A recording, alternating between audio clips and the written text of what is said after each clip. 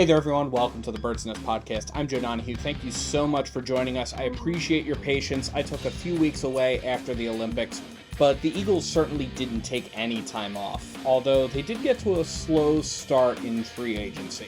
But the Eagles did make some big moves over the last several days, and we have some other organizational news to catch up on, especially as the NFL draft approaches, and that's where I'm going to start.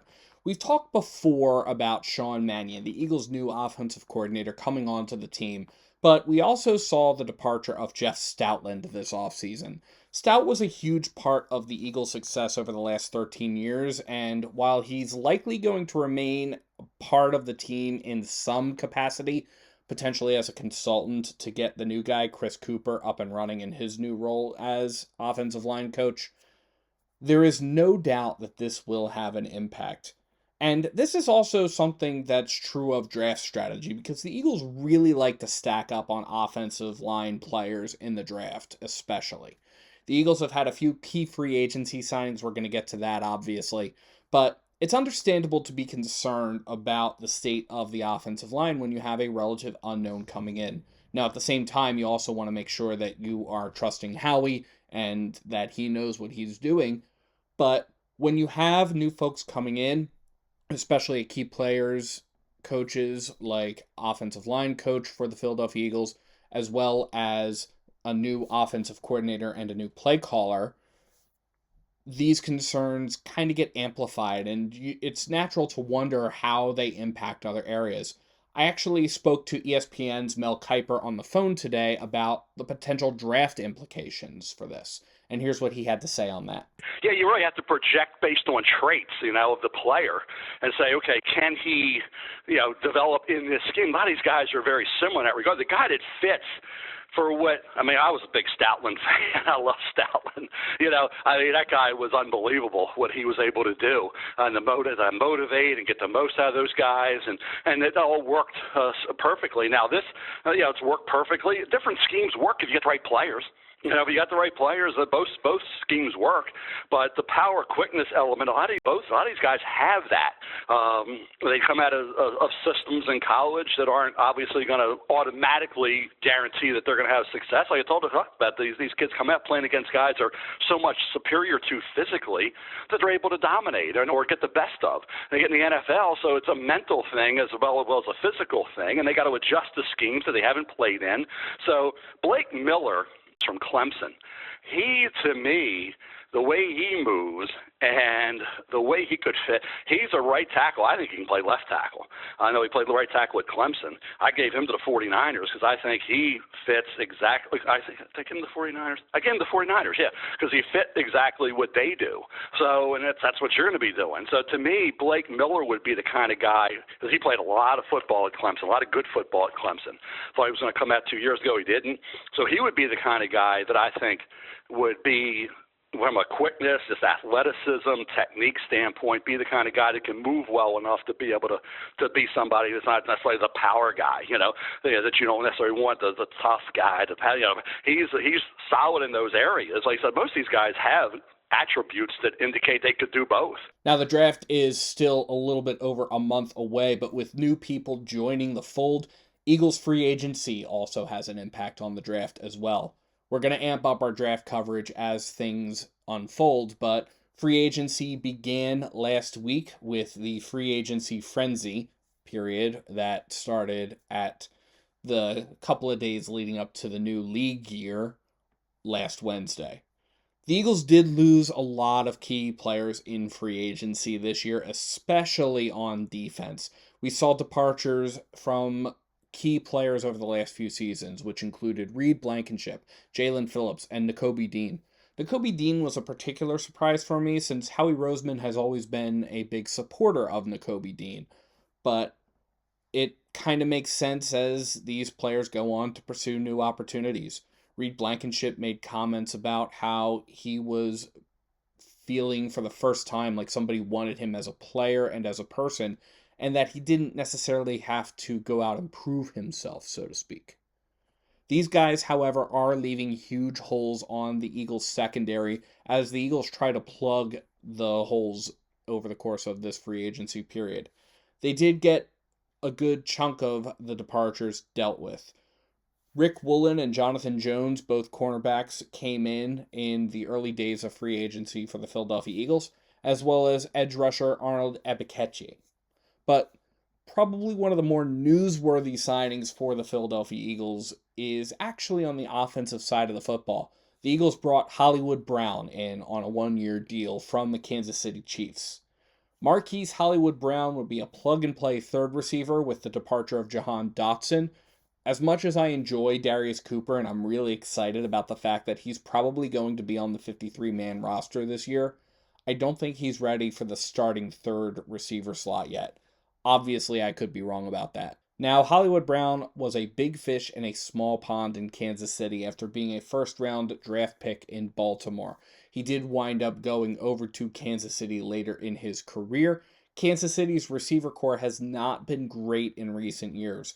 Brown was the standout over there for a number of seasons. So Brown leaving there was a little bit of a head scratcher for me, but for what it's worth, Hollywood Brown went on Speakeasy and said that Jalen Hurts is actually one of the top vertical passers in the league, something that Hollywood Brown would remember from when the Eagles pummeled the Kansas City Chiefs in Super Bowl 59.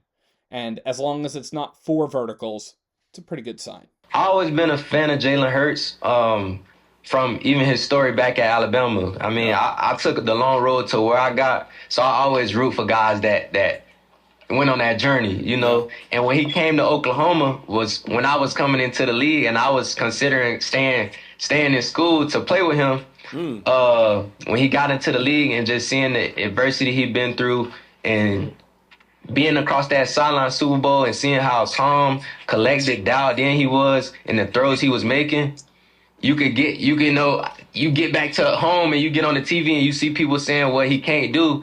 And it's like, I mean, everybody get on TV, everybody got their opinion. That's why we love this game. Yep. You know, that's why we love this sport, because anybody can chime in. You know, you can't be mad at somebody, you know, speaking their opinion. But I personally feel like he's one of the top vertical passers in the league. Like, as far as his deep ball is great. You talking about Jalen Hurts still or Patrick Mahomes? He's talking about Jalen Hurts. Jalen Hurts. I don't hate that take. He hit deep balls, though. Okay. I just have to clarify. He hit deep balls. Yo, this is what I deal with all day, dog. Can I not clarify?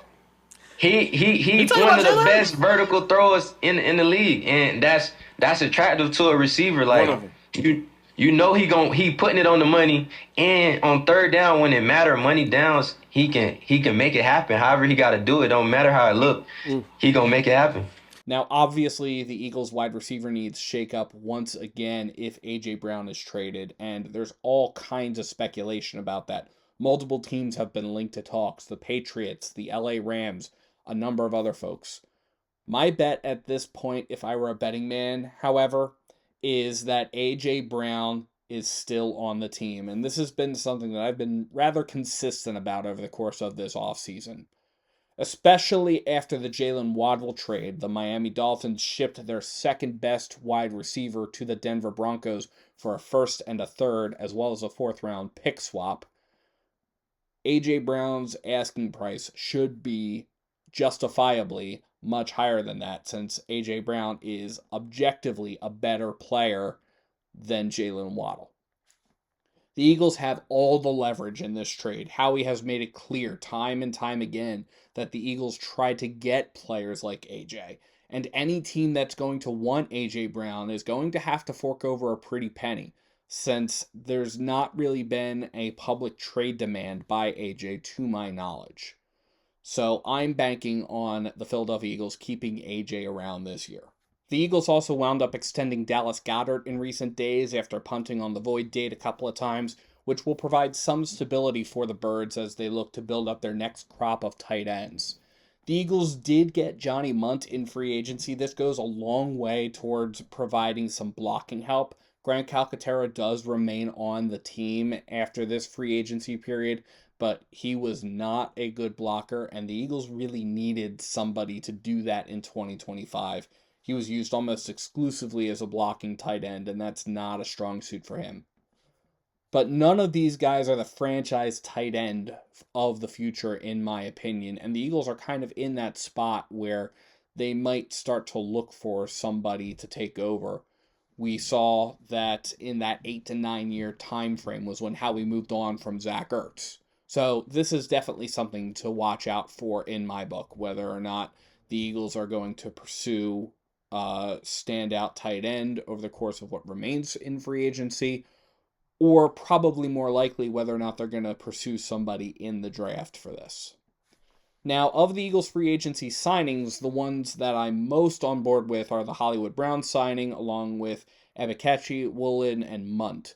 All of these address critical needs with this team. Woolen, in particular, is a star who may have cooled off a little bit, but he is a Super Bowl champion. He played for the Seahawks last season, and he does have the chance to be on one of the best defenses in the league this season. Munt adds some extra talent that the Eagles don't have right now in the tight end room, and you have all of these things just factoring in. But the thing that you can tell is that the road to the 2026 roster is very much underway, and despite a slow start in free agency, Howie is definitely cooking. We'll see what the Eagles decide to do from here, but let me know what you think in the comments below. What are your thoughts about the Eagles' moves so far, and what do you think still needs to be addressed? Let me know. And thank you so much to everyone for tuning into the Bird's Nest podcast. You can support the Bird's Nest podcast by liking and subscribing to Bird's Nest Media right here on YouTube, as well as by sharing to your social media pages. You can also find us on SoundCloud, iTunes, Amazon Podcasts, Spotify, the Odyssey app, and iHeartRadio, pretty much anywhere you get your podcasts. Please visit birdsnestmedia.com for additional Eagles and NFL coverage, and if you feel so inclined to support us in a different way, you can find the link to our Patreon in the description below or at birdsnestmedia.com. Thank you so much for tuning in, and let's go Eagles!